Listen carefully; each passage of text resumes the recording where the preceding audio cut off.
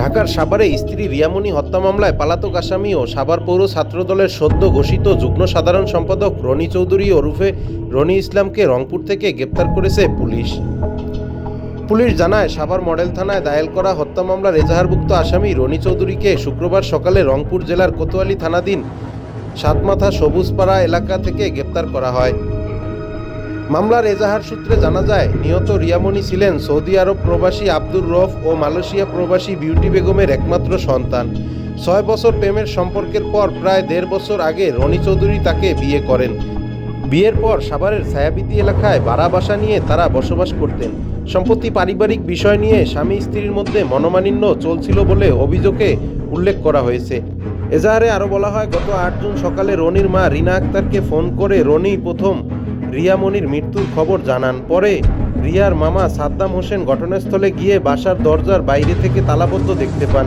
বিষয়টি পুলিশকে জানানো হলে সাভার মডেল থানার একটি টিম ঘটনাস্থলে পৌঁছে তালা ভেঙে ঘরের প্রবেশ করে খাটের উপর থেকে রিয়ামণির মরদেহ উদ্ধার করে।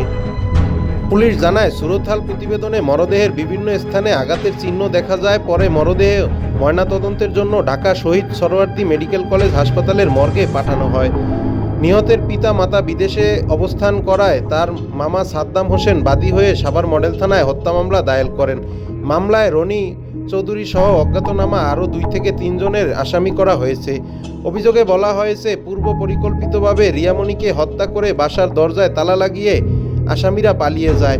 মামলা রুজুর পর থেকেই আসামিকে গ্রেপ্তারের অভিযান শুরু করে পুলিশ। এক পর্যায়ে গোপন সংবাদের ভিত্তিতে রংপুরে অভিযান চালিয়ে রনিকে গ্রেপ্তার করা হয়।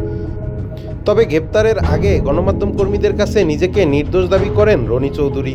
তার ভাষ্য, স্ত্রী আত্মহত্যা করেছেন এবং ঘটনাটি দেখে তিনি ভয় পেয়ে আত্মগোপনে চলে যান। তিনি দাবি করেন, ৮ জুন ভোরে ঘুম থেকে উঠে পাশের কক্ষে গিয়ে জানালার গ্রিলের সঙ্গে ওড়না পেঁচানো অবস্থায় স্ত্রীকে দেখতে পান। পরে তাকে নামিয়ে বিছানায় শুইয়ে রাখেন। বিষয়টি জানাজানি হলে আত্মীয় স্বজনদের ভয়ে তিনি পালিয়ে যান বলেও দাবি করেন তিনি।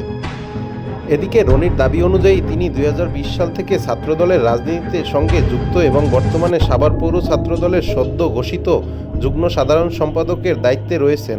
পদ থাকা না থাকা নিয়ে বিতর্ক থাকলেও ঢাকা জেলা ছাত্রদলের দায়িত্বশীল নেতৃবৃন্দ এখন পর্যন্ত তাকে নিয়ে কোনো মন্তব্য করেননি।